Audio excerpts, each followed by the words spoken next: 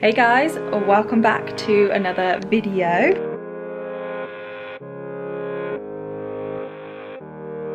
It is Thursday.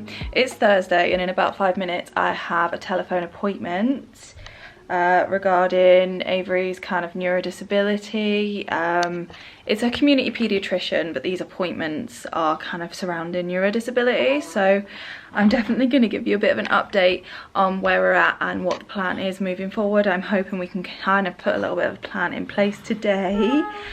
My hair is not greasy, by the way. I'm washing it today, so I've lathered it in leave-in conditioner. And Madam is just laying in front of me at the minute watching me speak. I'm yet to get her dressed. She is wearing one of her lovely vests that one of you guys sent to her, aren't you, Pudding? Hey, you're just having a kick about, aren't you, gorgeous girl? Are you happy? Are you happy? So, the weirdest thing happened last night. Weirdest, grossest. So we have a bit of a woodlouse issue in this house. As a matter of fact, we've got a lot of issues in this house. I am not going to get into that right now. Long story short, we are just not happy here. So, yeah, we have a bit of a woodlouse issue last night. And last night, I witnessed a woodlouse giving birth. Very strange thing to see, a little bit gross, and then I had a little bit of a predicament on my hands. That was how to remove this woodlouse and her many very odd looking babies. My choices were to try and get them out of the house, but when I say these babies were tiny, they were tiny. They looked like little tiny milky coloured mites, and we have like a brown carpet, a brown beige carpet, so it was nearly impossible to see them. But in the end I salvaged as many as I could by kind of letting them crawl onto a piece of paper and then kind of shaking the paper off outside. Then I had to hoover over the area. I couldn't risk all those little tiny mites crawling all over Avery and all of her stuff, so I think I managed to get them all. I don't think I did end up committing woodlouse murder, but it was really weird and really gross, and yeah, it's just, I might go into it a little bit more another time as to why we're just not happy here at the moment, but just not today. But anyway, this phone call is going to be in about 2 minutes, so I'd better start yapping and wait for your doctor to call me, Puds. What do you think? What are you doing? Gorgeous girly. Finished up with the phone call. Avery's a little bit sad and I don't know why. I don't know if it's because she's tired. So yeah, I finished the phone call with the doctor. Don't know why it took me so long to think of that word. So we had a chat and there was a few different kind of discussions, one of which was on whether we changed Avery's seizure med brand, because the brand that she's on is a little bit less accessible. We've decided that kind of as it stands at the moment, we would much rather keep her on the brand that she's on, because even though the drug is essentially the same, we don't know if the chemical makeup of the drug is different and if it could affect Avery differently. And considering seizures have started coming out of the woodwork, we don't really want to mess with that. The next thing we talked about was kind of where we go in terms of medicine. So baclofen, we were thinking about lowering that dose. That was an option, but we have decided that we are going to keep the baclofen as it is for now, because we know that Avery does have some spasticity, some high tone in her arms. We know that for a fact because they're still quite stiff when we try and move them. And then there are still a couple of other meds that we can try in terms of Avery's dystonia to try and help treat her dystonia, and those are clonidine, and we can give trihexyphenidyl another shot. We did try trihexyphenidyl over a year ago, but then on the other side we've also got gastro issues. So they had an MDT meeting I mentioned in a video a while back. I don't know why I can't speak today. all about kind of Avery's gut health and gut motility, and their suggestions were A, try a probiotic, and B, try and get her back on blended food, because when we decided to take her off the blended diet, at the same time we also started the azithromycin. So we don't know if Avery's improvement in not getting ill all the time is to do with the azithromycin or not being on the blended diet. So they want to give that another shot, but I refuse to do anything at the same time. So it needs to be one thing at a time so that we can really see changes in Avery and be able to find it easier to pinpoint where those changes are coming from. So the first thing is going to be to change the probiotic. So at the moment she has been taking Yakult. We've been giving that to her every morning, and we haven't really seen much of a change. So we're going to change the probiotic to Bio360. You can get it on Amazon, I'll link it down below, but apparently it's got an active ingredient in it that can help. So I am going to try that. I've just ordered it, so we'll try that from tomorrow. And I think in terms of kind of things like that, it can take about 8 weeks for the kind of vitamins and stuff in the body to regulate. So I need to give that 8 weeks, and I did explain that to the doctor. So after that, I imagine it will probably be a med change, but I have asked the doctor to go away, discuss with the neurologist and kind of the whole MDT team that were surrounding the kind of gut motility as well. If they can give us a bit of a priority list, basically, because for all we know, they might think it will be more beneficial to do blends before we change any meds.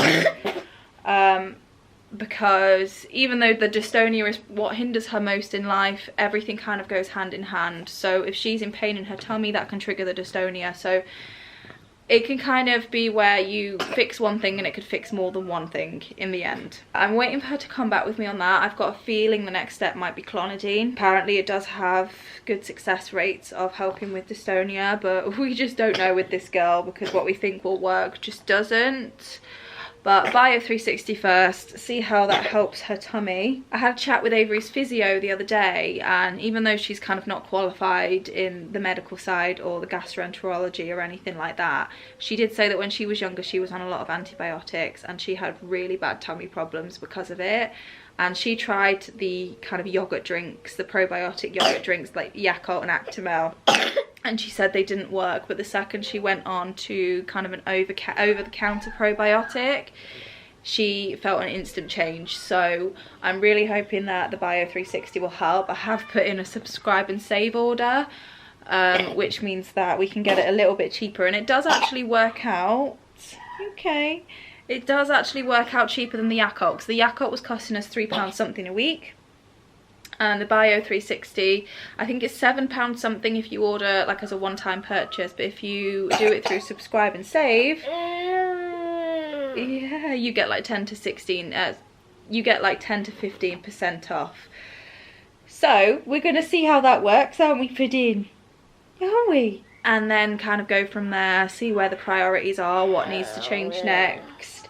But all of the things that are kind of on that list, I know it's going to take a really long time, because she needs a good time in between each change for us to really see the differences. But that is the update on that. Are you talking to me?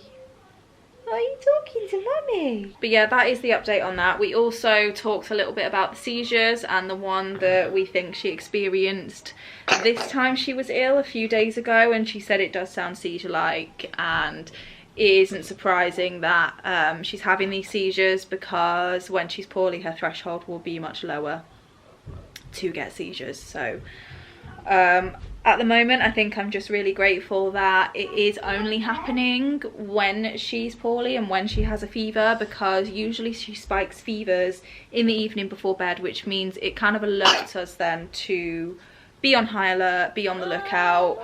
And I know epilepsy for some people can be so much worse, and there's so many different triggers that can trigger seizures for them, and it can be out of the blue, and you just can't really prevent or monitor it in a way where you wouldn't be kind of you know, reducing quality of life, because that is something that the neurologist said to us at the time. I asked him, you know, what other triggers are there for seizures, and he said there's so many.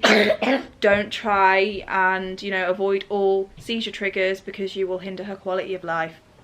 But we are very, very lucky in the sense that the med she is on is controlling any other seizures, and we know that if she's going to spike a fever or if she is likely to be hot through the night, we know that she's a high risk for a seizure that night. We can be on the lookout. We can't prevent it. I mean, we woke up every 4 hours to give her medicine to keep her temperature down that night, and she still had a seizure, and the doctor did say that would be the case. You're not going to be able to prevent it because it's the body's response to the infection, not necessarily the fever. It just so happens that she has the seizure with a high temperature.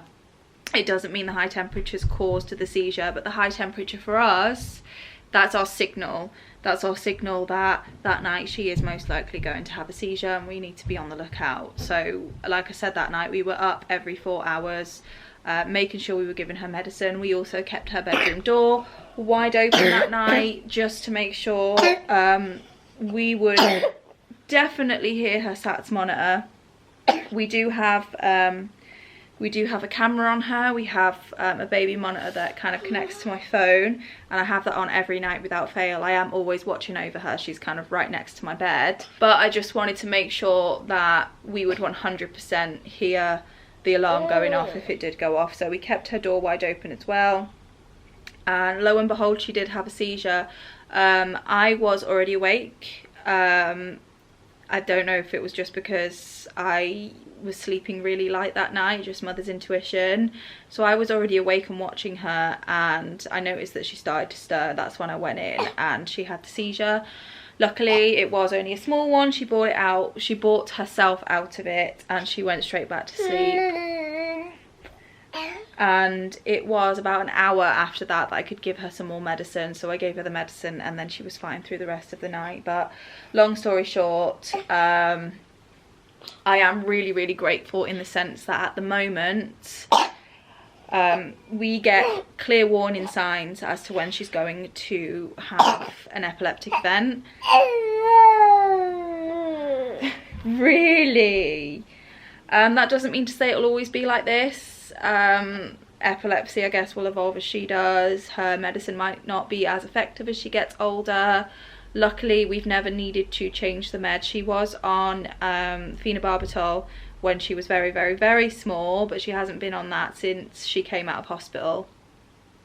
Since then, it's always been levetiracetam, and that's been doing a good job so far. We've never had to kind of delve into any of the other medicines, but if ever, you know, she became immune to the levetiracetam, we still have a lot more options in terms of other kind of anti-epileptic drugs as well. So I think in terms of epilepsy, even though it sucks that she has it, we are in a good position with it. We have it well managed and well controlled, so I can't argue with that, can I, Puds? Anyway, I'm probably going to see if she will have a little snooze, because I think she's tired.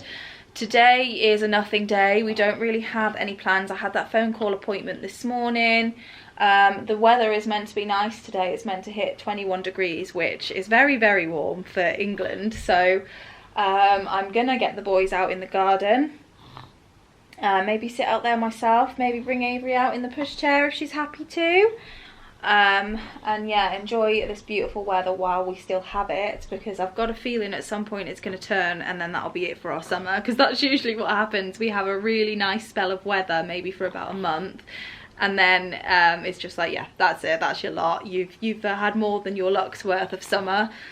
It's gonna rain for the rest of it, and we still got quite a bit of summer left to go, but that is usually what happens here in the UK. I will probably be back in a hat, scarf and gloves in about a month and a half's time, so I really want to kind of make the most of the weather while we have it. But yeah, gonna try and get this little madam to sleep, because I am pretty sure she is tired. She looks tired. Oh, she's going already. Yep, she's tired. I'm gonna try and get her to sleep.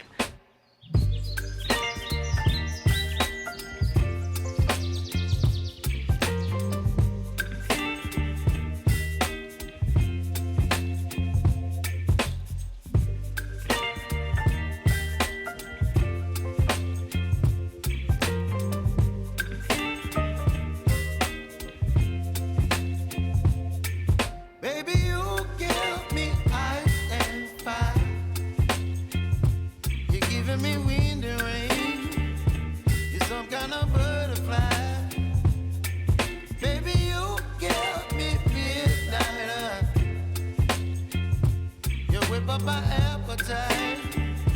Don't leave me here high and dry. Oh, well, I don't wanna jinx it, baby, and twist myself at the spine. Don't wanna overthink it, baby. It's just twist your body and mine. Baby, you give me ice and fire. You giving me. Hey guys, we are going to pick Marley up today. It is his weekend to spend with us, and we're going to pop into the in-laws today as well, because they live about maybe 45 minutes to an hour away from us, and because it's on the way to where Marley lives, we like to spend some time there whenever we pick up Marley and drop him off. So I'm going to do a little bit of makeup, and I don't always get the time to do this, and I don't always care to do this, but today I just fancy wearing a little bit. So I thought I'd show you my mummy makeup routine.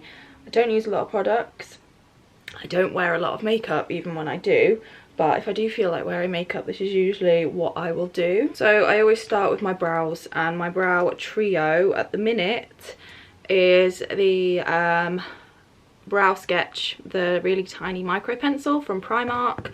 I use that in dark brown, and then the Benefit Gimme Brow and the 24-hour brow setter. I think my Gimme Brow is in the shade 3.5 maybe, I can't remember exactly. Both of these are minis. I tend to get minis just because if I was to get a full size, for how often I actually wear makeup, it'd probably go off by the time I could finish using it. So I'm gonna start by running some of the brow setter through my eyebrows. So I wasn't well this morning, and I'm still not feeling 100%, and this thing happens to me. I don't know what it is at this point now. I just call it a funny turn because I really don't know what else to call it. And basically it feels like, I'm just going to go in with some Gimme Brow while the gel is wet. It feels like my skin is on fire and it starts to itch, and my tummy hurts. I feel really sick. My heart races. Honestly, I feel awful. I feel really, really awful. And TMI, but what I end up doing when this happens is I just sit on the toilet and breathe through it, because it feels like I need to go to the toilet, but it doesn't always mean that I do need to go to the toilet. But I just feel most comfortable on the toilet just in case, and I just have to sit there and kind of breathe through it.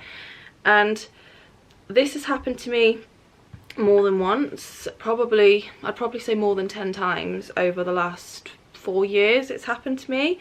I've never really figured out what it is. There's no rhyme or reason to it. Nothing seems to trigger it. Josh thinks it is one of two things. It's either something to do with my blood pressure or an anxiety attack.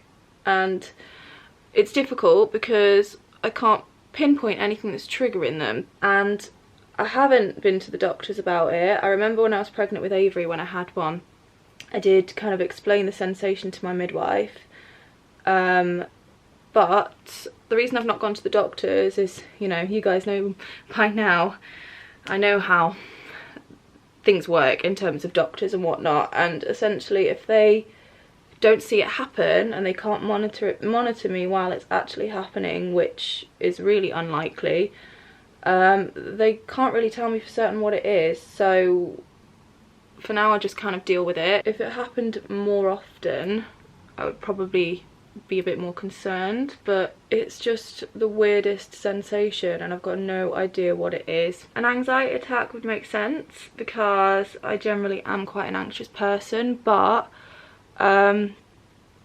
this morning it literally happened the second I woke up, so there's nothing that I can really pinpoint that's triggering it. I can just tell when it's coming because I'll start to feel sick and my body will start to get hot, my skin will start to get really tingly and my heart will start to race.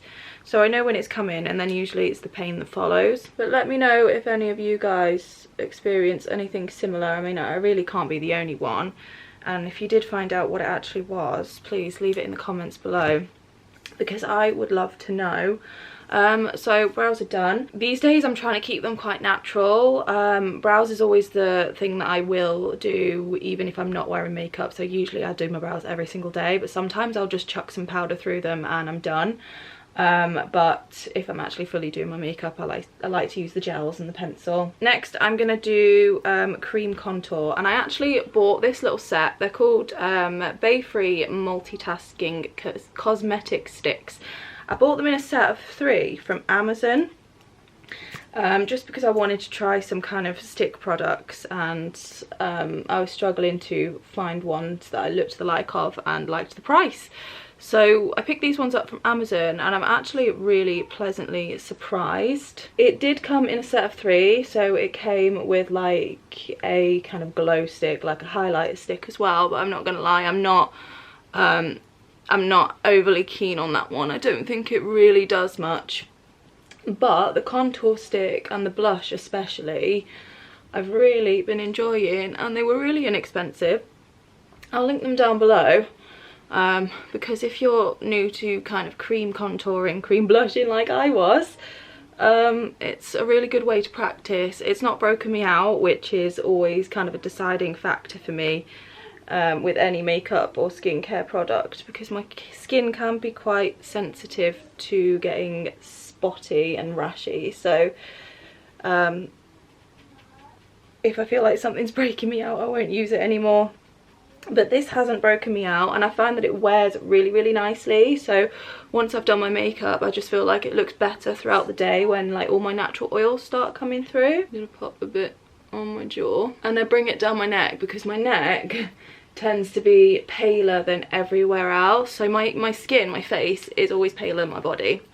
I think that tends to happen with most people, but for me, my neck is always paler than that. So I can correct my face with makeup and bronzer and whatnot, but if I don't put bronzer on my neck, then there's a big divide between my body and my face because my neck is so pale. Now I'm going to use concealer. I don't wear foundation, even on special occasions. I tend to kind of avoid foundation just because I don't like the heavy feeling on my face, but I'm using the Stay Naked concealer by Urban Decay.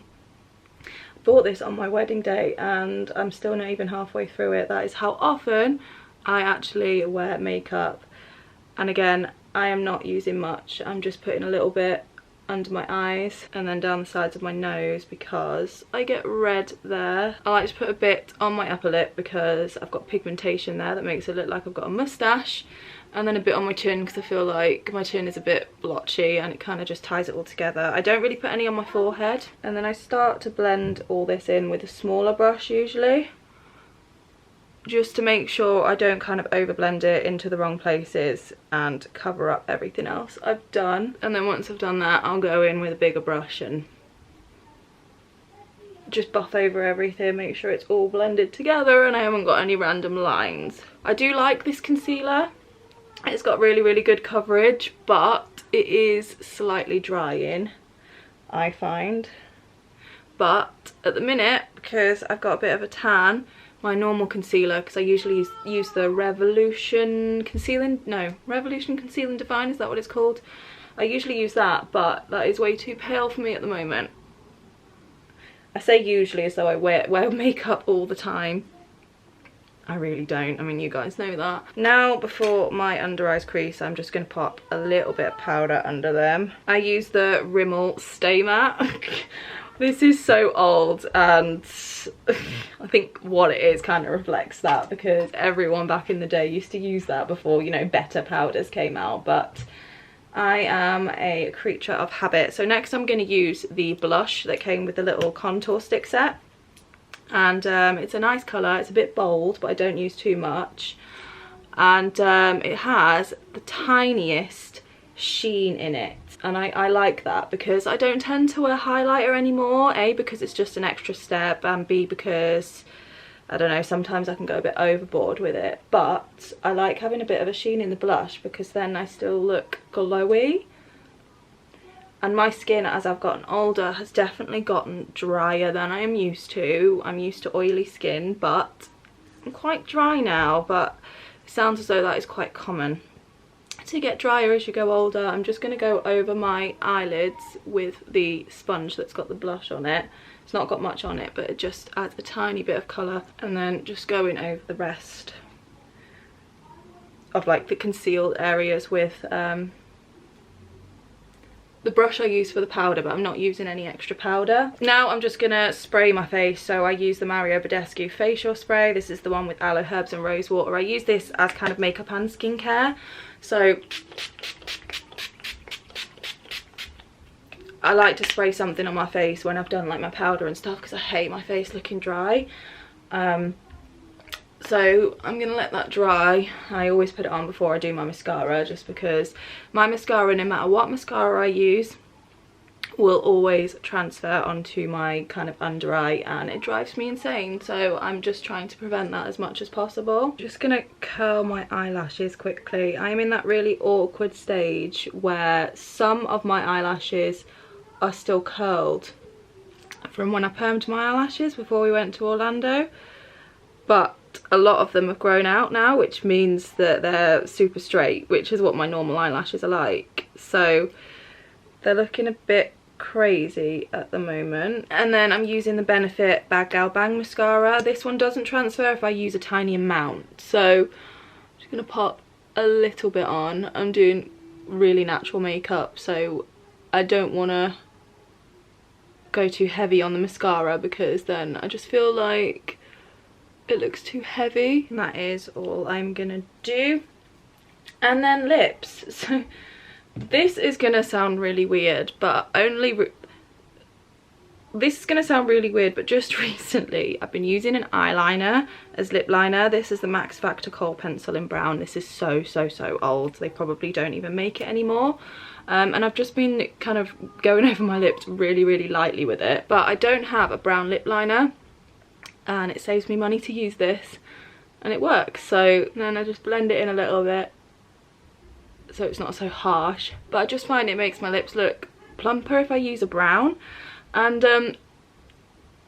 fun fact, a lot of you won't know this about me, when I was young, we're talking maybe 7 years ago, I did get lip fillers. It was when everyone and their mums was getting them, and I've always wanted plumper lips. I don't feel like they've ever gone back to their true size, or maybe they have and I didn't realise that my lips are actually fine without. I've lost what I'm looking for. Oh, it's right in front of me. But yeah, I don't think I'd do it again. I do now and again. I haven't for a while. The last time I had it done was before my wedding. Get a little bit of Botox in my forehead, and that is because I have these expression lines, and I know it's natural, but they leave the kind of fine lines in my forehead, and then makeup collects in them, and I just feel like they're always there and they really bother me. So that is why I do that, because they make me feel self-conscious. But again, I haven't had that done for a really long time as well, because it's expensive and, you know, priorities. So I'm using the blush stick, and I use this as lipstick.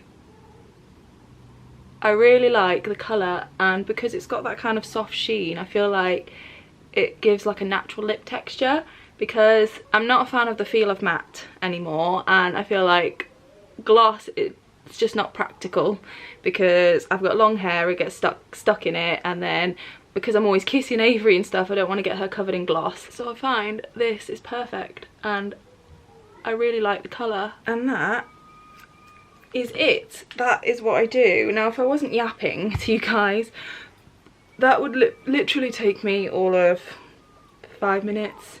Doesn't take me long at all to do, but it just makes me feel, oh, what is this bit of hair doing? It just makes me feel a little bit more put together, and I feel like it looks natural. So yeah, I like it, and it doesn't take me long at all. So that's that done. The boys are fighting downstairs, so I'm gonna go down to them before they kill each other. Morning guys, it is Saturday morning. I have just got up and given Avery her medicines. Josh is having a lie-in this morning, it is his turn, and I thought now would be a really good time to show you what medications Avery is actually on at the moment. I just thought it would be a really good resource to be here on my channel, because I know that when I'm on kind of support groups on Facebook, there's a lot of questions like, what medicine did you give your child for this condition and did it work?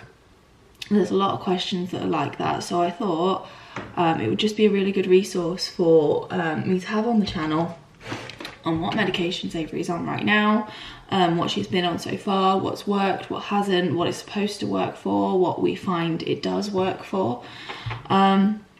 So yeah, so this is Avery's medicines box. This is all the medicines that can be stable at room temperature. She does have a couple more in the fridge, which I will get to in just a minute. But to start with, the levetiracetam. So this is the medicine Avery has been on for the longest. She has been on this since she was in her acute stage post-brain injury. This is her seizure med, essentially, and we use the Crescent brand. I know that Keppra is kind of the more widely known brand of levetiracetam, but we are fearful to change the brand just in case the chemical makeup in the drug is different and therefore doesn't work as well for Avery. We just think it is smarter and less risky to just stay on this brand, even though it is kind of less accessible. So Avery takes 200 milligrams twice a day of levetiracetam, so that's 2 ml a day because this is a 100 milligram per ml bottle, so far what we've noticed is it works pretty well for her. So as you guys know, Avery does have an epilepsy diagnosis now. That is a new diagnosis, but we had always made the decision to keep Avery on the levetiracetam and to keep adjusting her dose when her weight changed, because we knew that because she had dystonia and her movements were always quite strange, it would be really difficult for us to tell the difference. We can tell the difference with her kind of bigger seizures now, the one she gets when she's unwell. But as far as we know, luckily, those are the only seizures she gets. So her threshold drops when she's unwell, when she has a temperature.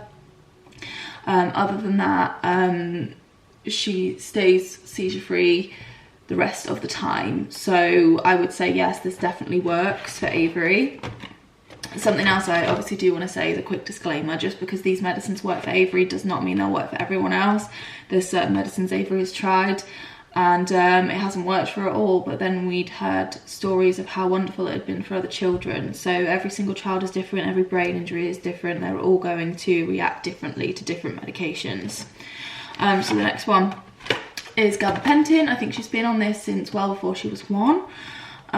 This is also used as like a nerve pain treatment, but it has some evidence to improve dystonia or reduce the pain that comes with dystonia, and I would say this has helped. We saw the biggest shift in Avery's mood when she started gabapentin. When she was a baby, she would cry non-stop. 80% of the time she was upset, and we pretty much had to break our backs to keep her happy. We would have to bounce her and do squats with her and just keep her moving all the time to keep her happy. And when we started on the gabapentin, she changed completely, and she's continued to change as she's gotten older. She is a much happier baby now. I mean, you guys know she's a very happy baby. She's much more chilled. She never used to be like that, and I do say that part of that is due to the gabapentin. 50 milligram per ml bottle we have, and she has 250 milligrams 3 times a day. The next one is baclofen, and baclofen is known more to treat spasticity, so high tone. Now, Avery's neurologist thinks that she has more dystonia than high tone. He doesn't agree that the baclofen will be doing a whole lot. However, when we started her on baclofen, we did see a difference in her kind of intentional hand opening and closing, and we do know that Avery has quite a bit of spasticity in her arms because her arms are still stiff even when she's sleeping. That's how we can tell the difference. You can't have dystonia when you're asleep. You can still have tone. So we've decided to keep her on the baclofen for now, and she has 3 ml of this 4 times a day, and it's the 5 milligram per 5 ml, so that would make it 3 milligrams 4 times a day. There are other ways of administering baclofen. There is the kind of spinal baclofen pump, which I've talked about before on my channel. That is still an option for us, but it's not an option that we need to consider yet because she needs to be much heavier to kind of be able to have that. And the next 2 medicines are kind of a standard: paracetamol and ibuprofen. Always handy to keep these. I'm not sure if it's the same in America for these things, but I know there are similar drugs just with different names, but we always keep these on hand. especially if Avery starts to get poorly, because if she spikes a fever, then usually seizures are going to follow. So we like to keep on top of any fevers, and then also if we notice she's in any pain, we give her this then. Back when she was always upset, before she was 1, she pretty much used to be on this all day, every single day, because she was always upset. So that led us to believe that she was always in pain, and that could have been true, but we didn't see the biggest difference until we started the gabapentin. Next medicine is the newest one to us, and that is buccal midazolam, buccal oromucosal midazolam. So they call it buccal midazolam in the hospital. This is her rescue med, essentially. So if Avery's having a seizure and it's prolonged and she's not coming out of it on her own, after about 5 minutes we can give her this. This is the only medicine that she will have orally. So it goes into the buccal cavity, which is kind of sort of the side of the cheek here next to the teeth. And we administer it there, we massage it in, and it's supposed to absorb really, really quickly, because when the nurses gave her this in the hospital, I said she doesn't have anything orally, you're going to make her choke, and she said don't worry, it absorbs very, very quickly. We haven't had to administer this at home yet. I am still quite nervous about the day we will have to administer this, because it's a new medicine and it's a different way of administering it, which does make me nervous, but we have been given that for a rescue med, and this is 5 milligrams. It comes in a pre-measured out syringe. The next one isn't a medicine, but I do want to mention it, and I have already mentioned it in this video before. It arrived yesterday as the Bio 360. Now this is a probiotic. Avery has been on Yakult for the best part of 3 months now, and we just didn't see much of a difference. So the dietitians recommended this one. You can get it on Amazon. This is the Bio 360 Microbiotic Kids Pro 5, and she said it has a certain active ingredient in it that is supposed to really help for gut health. So we give her 1.5 grams of this each day now. We've only started today, obviously, but that translates into half a teaspoon. So now Avery has stolen my half a teaspoon measuring spoon, but that's fine. So she'll be having this now once a day. It says 5 billion friendly bacteria, 8 strains of live bacteria, suitable from 12 months. So I'll give you an update later on if we find that it is helping or not. I'm keeping my fingers crossed for it. That is all of the kind of shelf stable medications that Avery's on. The next couple are ones that we keep in the fridge.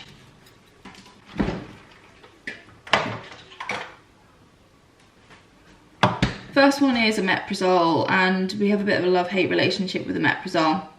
Omeprazole is for her reflux. In England, on the NHS, there are only 2 medicines available to Avery for reflux, and that is Omeprazole and Lansoprazole. We've tried both. We don't think either really work, and we have considered, we have asked the doctors if we can wean her off of this. Because we've done some research into the long-term use of Omeprazole. It's not very good for the gut, but when they had the MDT meeting kind of revolved around gastroenterology, they said that they want to keep her on the Omeprazole, even though it's not improving the reflux symptoms. If you take her off this, what comes up then may be very, very, very acidic, and maybe way more painful for her. So even if it's not stopping the reflux, hopefully it is kind of neutralizing the acids in her stomach, so when it does come up, it's not as painful for her. And then the other one that we keep in the fridge is azithromycin. These 2 get delivered to us in a powder form, so we have to mix them at home. We follow the pharmacy directions, and we're just really used to doing it now. I think if we'd pick these up from a chemist, they would mix them for us, but because we get our medicines delivered, we have a delivery service. We use Lloyd's Direct. They come in the powder and we mix them, which is fine.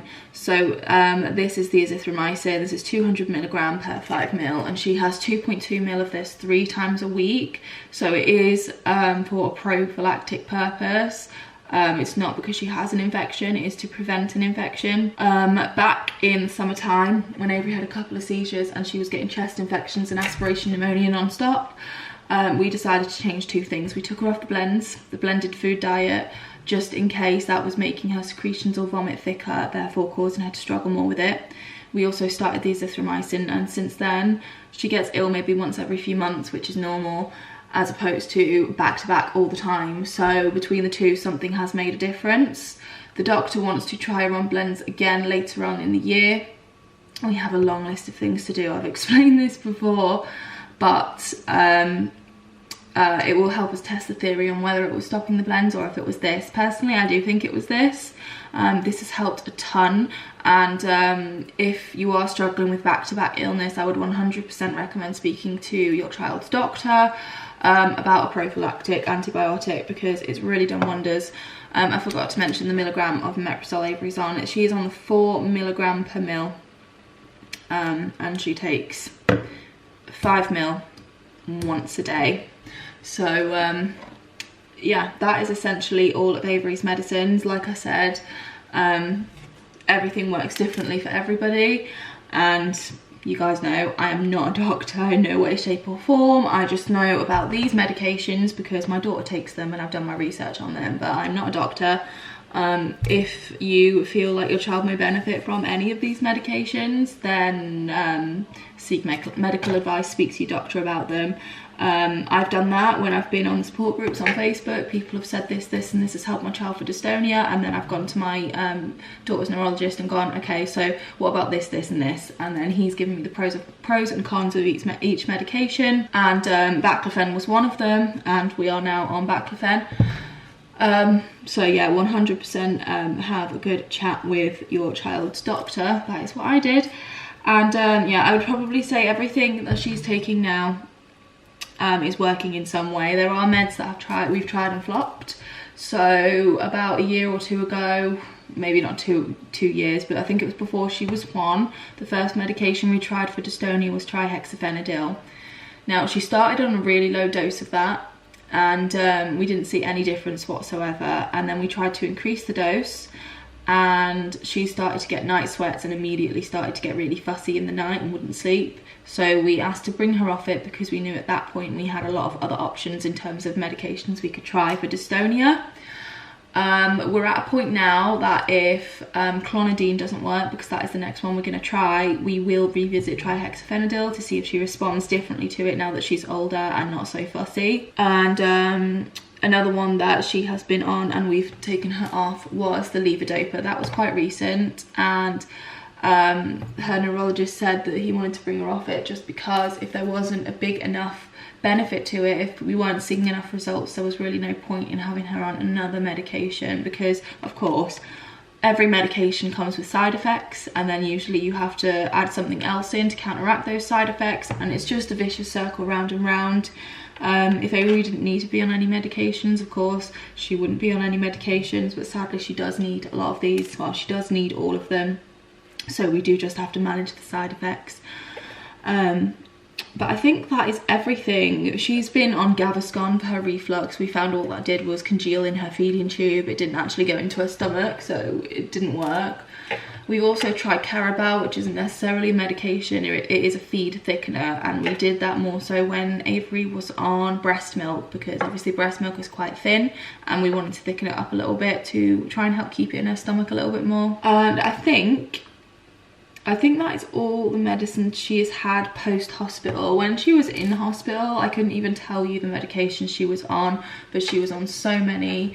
I remember the big IV pole that had all of the big kind of medicine machines on them that were kind of pushing the medicine into her. It was so scary.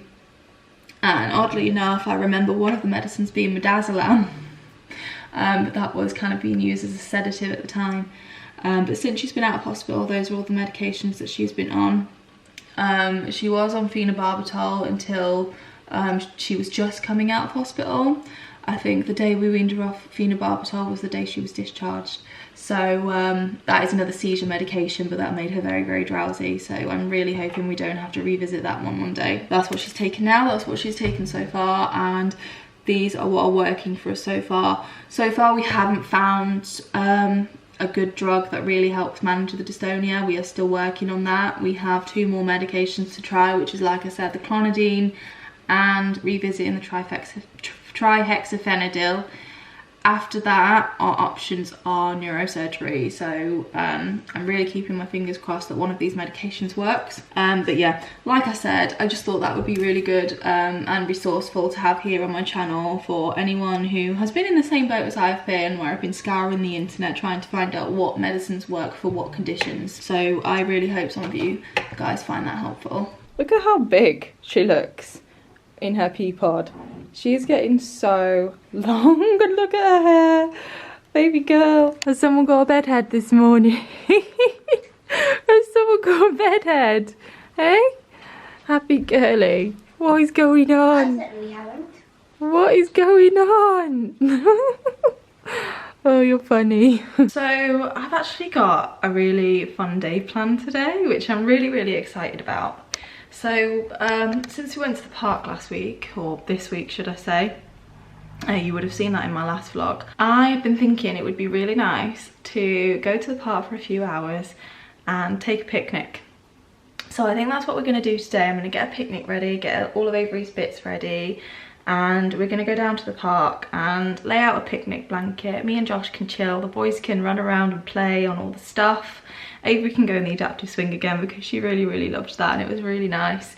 I just thought it would be a really nice way to spend an afternoon, especially with the weather being so nice recently. I mean, I say that and the sun's just gone behind a cloud, so I really hope it stays sunny. And then this evening I have booked bowling as part of Zach's kind of birthday celebrations. So we're going bowling this evening as well. So yeah, I think today's going to be a really fun day, which doesn't happen very often for us. A lot of the time we are kind of just stuck in the house. So I'm just really glad that we have like an activity filled day today for the kids. I think it'll be really nice. Hopefully Avery will enjoy being outside. I am going to take my iPad as well, just to keep her occupied in case she's not so amused. I'm really looking forward to it. I really hope it warms up and it gets nice and warm to sit outside. I've got a feeling it's not going to be quite as warm as it has been this week, but it should be fine. So I'm probably going to show you like a little bit of a montage of what we get up to today. And speaking of montage, I've got a little bit of footage from yesterday of Eli reading to Avery. We were at Josh's mum and dad's and we spent a little bit of time in the garden, and Avery was laying on a picnic blanket and Eli was reading to her. It was the cutest little thing. So before we get up to today, I will insert that footage there as well. After a little montage of today and what we get up to today and over the weekend, I probably will close out this video. So make sure you hit like if you are enjoying the video, and hit subscribe if you would like to follow us along on our journey. And yeah, I'll see you in a few days, and enjoy the montage. Sea mouse, furry cat, monkey frog, fuzzy bear, yellow duck, red white mouse, orange cat, brown dog, white rabbit, green frog, white dog.